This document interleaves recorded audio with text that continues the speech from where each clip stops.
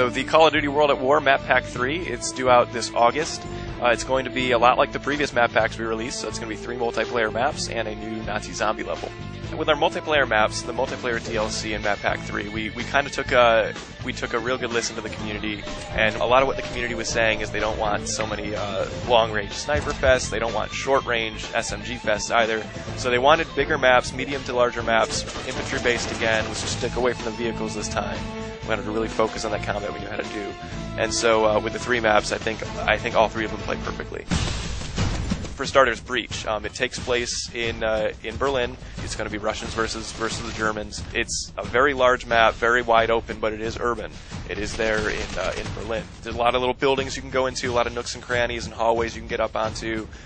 There's a great amount of verticality pretty much on either bases. You're always going to have some sort of a building structure or rooftop that you can get on top of and look over the enemy base.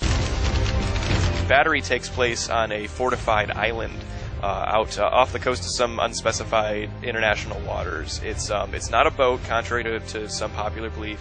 A lot of people look at it and they're like, are we on a big ship? No, it's actually an island. This level is larger than Subpens, but it is probably the smallest one in this map pack.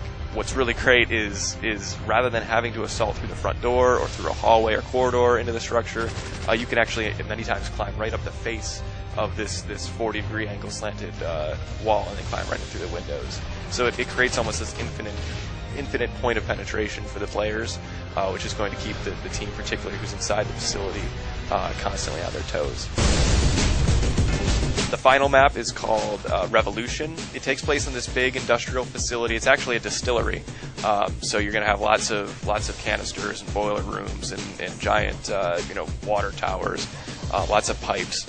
What's great about Revolution is you're going to have excellent sniper positions. So one of the intersections in the map, you have two different roads that you can look down when you're going to be defending your flag. If you're going to be sniping down one road, this side of the street is going to be a flank point that's completely open, and you don't have line of sight to that. So while you have line of sight to one street, your line of sight's broken on the other. So either you, as the sniper, need to keep sort of going back and forth like a sentry and keeping an eye on both of them, or you have to have your teammate locking down the other street, or go and place your Bettys or your satchels just in case the enemy tries to flank you.